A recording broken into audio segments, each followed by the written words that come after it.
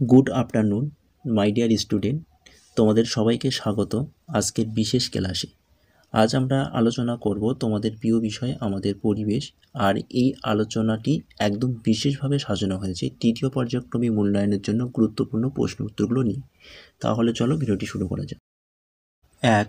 শূন্যস্থান পূরণ করো 1 গুণ 10 সমান 10। ক.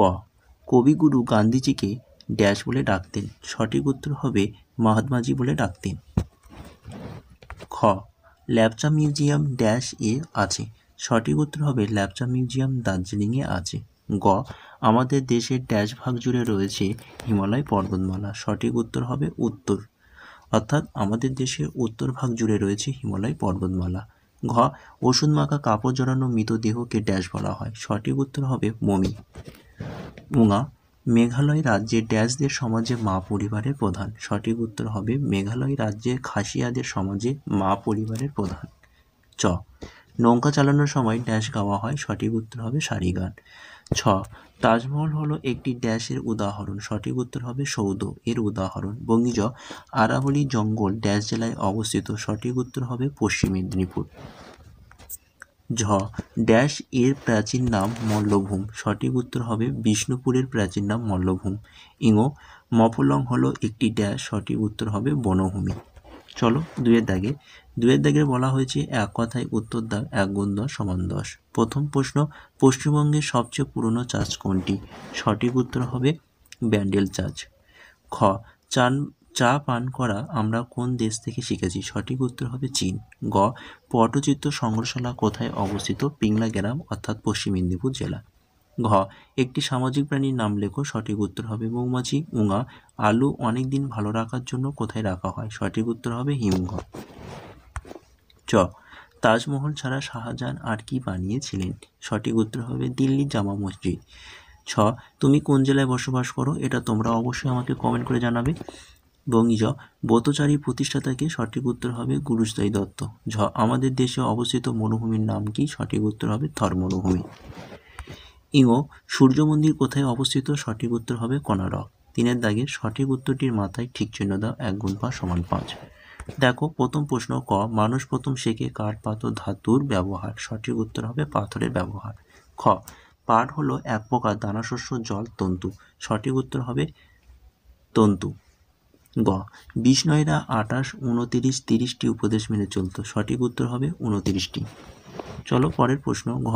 রাঁচিতে বিরসা মুন্ডা, গান্ধীজি, নেতাজি সুভাষচন্দ্র বসু এর নামে মিউজিয়াম আছে। সঠিক উত্তর হবে বিরসা মুন্ডা।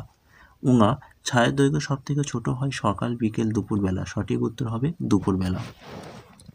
চলো 4 দাগের বামস্তর সঙ্গে ডানস্থ মেলাও। দেখে নাও প্রথম প্রশ্ন, বিড়লা মিউজিয়াম। সঠিক উত্তর হবে কলকাতা।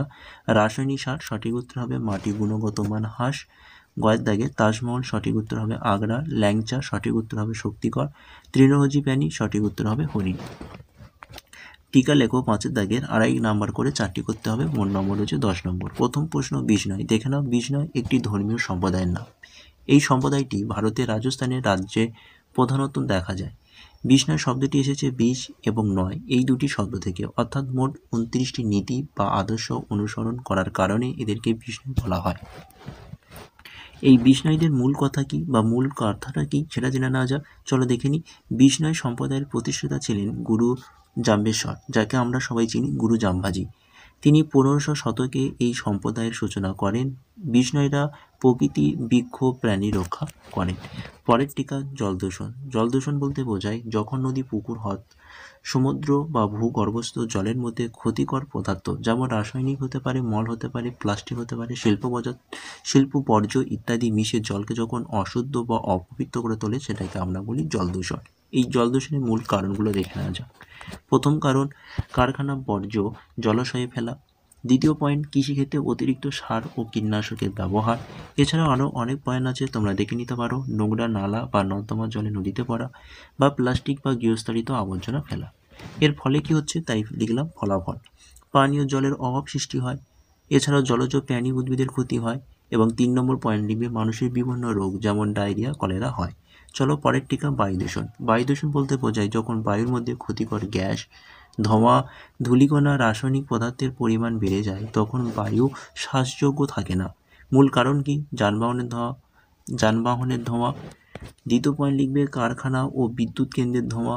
এছাড়াও লিখবে পরের পয়েন্ট কাঠ, কয়লা, প্লাস্টিক ইত্যাদি পোড়ানো। এবং শেষের পয়েন্ট লিখবে ধুলা বা নির্মাণ কাজে বর্জ্য। ফলে কি হচ্ছে তাই লিখবে ফলাফল মানুষ ও প্রাণীর শ্বাসকষ্ট, হাঁপানি, ফুসফুসে রোগ হয়, উদ্ভিদের বৃদ্ধি ব্যাহত হয়, পরিবেশের তাপমাত্রা বৃদ্ধি পায়, যেটাকে আমরা ইংরেজিতে বলি গ্লোবাল ওয়ার্মিং। এই গ্লোবাল ওয়ার্মিংটা কি তোমরা একটু ভালো করে দেখে নেবে। চলো পরের টিকা সূর্য মন্দির। সূর্য মন্দির হলো সূর্যদেবের উদ্দেশ্যে নির্মিত এক ঐতিহাসিক ও ধর্মীয় মন্দির। ভারতের বিভিন্ন স্থানে সূর্য মন্দির রয়েছে, তার মধ্যে ওড়িশা কোনারক সূর্য মন্দির সবথেকে বিখ্যাত। আর আজকে আমাদের টিকা লেগোতে লিখব কোনারক সূর্য মন্দির সম্পর্কে। তো দেখো, কোনারক সূর্য মন্দির 1300 শতকে রাজা নরসিংহদেব প্রথম নির্মাণ করে। এটি একটি বিশাল রথের মতন আকৃতি, যার 12 জোড়া চাকা ও 7টি ঘোড়া আছে, যেন সূর্যদেবের রথ সূর্যোদয়ের দিকে ছুটে চলেছে। এটি ইউনেস্কো বিশ্ব ঐতিহ্যবাহী স্থান হিসাবে স্বীকৃতি। এর গুরুত্বটা কি দেখে না যাক। এর গুরুত্ব হচ্ছে প্রাচীন ভারতে স্থাপত্য কলার এক অন্য নিদর্শন, সূর্যদেবের উপাসনা ও সেই সময় শিল্প, বিজ্ঞান, সংস্কৃতির পরিচয় বহন করে। পরের পেজে 6 দাগে নিচের প্রশ্নগুলির উত্তর দাও। 2 × 5 = 10। প্রথম প্রশ্ন, যাযাবর কাদের বলা হয়? দেখে নাও, যাযাবর বলা হয় সেই মানুষদের যারা এক জায়গা স্থায়ীভাবে না থেকে চলাফেরা করে জীবনযাপন করে। তারা কখনো এক স্থানে থাকে না, বরং খাদ্য, জল বা পশু চরানোর জন্য এক স্থান থেকে অন্য স্থানে ঘুরে বেড়ায়। এদের কয়েকটি বৈশিষ্ট্য রাখা হয়েছে। প্রথম বৈশিষ্ট্য, স্থায়ী ঘরবাড়ি থাকে না। দ্বিতীয় বৈশিষ্ট্য, তাঁবু বা অস্থায়ী আশ্রয়ে বসবাস করে। পরের পয়েন্ট লিখবে জীবিকার জন্য শিকার, পশুপালন ও সঙ্গের উপর নির্ভর করে। এবং পরের পয়েন্ট লিখবে যে চারণভূমি বা জল বা পানির খোঁজে স্থান পরিবর্তন করে। উদাহরণ কি দেবে? প্রাচীনকালের মরুভূমি ও পার্বত্য অঞ্চলে বসবাসকারী অনেক গোষ্ঠী যাযাবর ছিল। খ অর্থাৎ পরের প্রশ্ন, গৃহপালিত পশু কাকে বলে? উদাহরণ দাও। দেখে নাও প্রশ্নটি বলছে, যেসব পশুকে মানুষ নিজের প্রয়োজনের জন্য পোষে ও পরিচর্যা করে তাদেরকে গৃহপালিত পশু বলা হয়। মানুষ এই পশুদের দুধ, মাংস, চামড়া, শ্রম আর অন্যান্য কাজে ব্যবহার করে। উদাহরণ গরু, মহিষ, ছাগল, ভেড়া, ঘোড়া ইত্যাদি। গয়ের দাগে দাহ্য বস্তু বলতে কি বোঝো? উদাহরণ দেখো, মানে উদাহরণ দাও। দেখে না দাহ্য বস্তু কাকে বলে? যেসব পদার্থের সহজে আগুনে ধরে এবং তারা জ্বলতে থাকে তাদেরকে দাহ্য বস্তু বলা হয়। এই বস্তুগুলো বাতাসের অক্সিজেনের সঙ্গে বিক্রিয়া করে তাপ ও আলো উৎপন্ন করে। উদাহরণ কি লিখবে? কাঠ, কাগজ, মোম, কেরোসিন, পেট্রোল, গ্যাস, কয়লা ইত্যাদি। পরের প্রশ্ন, দাঁত ভালো রাখার জন্য কী কী দরকার? দেখে নাও, দাঁতকে ভালো রাখার জন্য আমাদের যে যে কাজ বা আমাদের করার দরকার তার মধ্যে প্রথম, প্রতিদিন 2 বার দাঁত ব্রাশ করা দরকার। একটা হচ্ছে সকালে ও রাতে ঘুমানোর আগে। পরের পয়েন্ট লিখবে খাবার খাওয়ার পর মুখ ও দাঁত ভালোভাবে পরিষ্কার করা। তারপর পয়েন্ট লিখবে যে অতিরিক্ত মিষ্টি বা চকলেট বা কোমল পানীয় না খাওয়া। পরের প্রশ্ন, নিয়মিত দাঁতের যদি কোনো সমস্যা হয় ডাক্তারকে দেখানো। ওকে। এবং পরের পয়েন্ট লিখবে নরম ব্রাশ বা ভালো মানের টুথপেস্ট ব্যবহার করতে পারো। এছাড়া পরের পয়েন্ট হচ্ছে ফল ও সবজি খাওয়া, যা দাঁতকে মজবুত করে। চলে পরের প্রশ্ন, ঘয়ের দাগের পদার্থের কটি অবস্থা কী কী? সাধারণত পদার্থের 3টি অবস্থা ধরা হয়, কঠিন, তরল, গ্যাসীয়। কঠিন পদার্থ কি? কঠিন পদার্থ হচ্ছে এদের নিজস্ব কোনো আকার ও আয়তন আছে, অর্থাৎ কঠিন পদার্থের নিজস্ব আকার ও আয়তন আছে।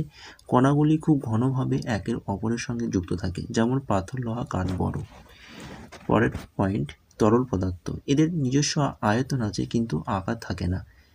তারা এরা কি করে না, এরা যে কোনো পাত্রের আকার ধারণ করে, মানে যে পাত্রে রাখা হবে সেই পাত্রের আকার ধারণ করে, যেমন জল, দুধ, তেল। এবং 3 নম্বর পয়েন্ট করবে গ্যাসীয় পদার্থ। গ্যাসীয় পদার্থ হচ্ছে কি না, এদের না আকার না আয়তন, অর্থাৎ সুতরাং এদের কোনো আকার থাকে না, এদের কোনো আয়তন থাকে না। এরা কি করে? এরা হচ্ছে পাত্র ভরে চারিদিকে ছড়িয়ে পড়ে, যেমন বায়ু, অক্সিজেন, কার্বন ডাই অক্সাইড। আজকের ক্লাসটির মধ্যে রইল। ক্লাসটি ভালো লাগলে অবশ্যই ক্লাসের ভিডিওতে একটি লাইক করো এবং কমেন্ট করো এবং এই ভিডিওটি তোমাদের বন্ধুবান্ধব আত্মীয়দের সাথে বেশি বেশি করে শেয়ার করো।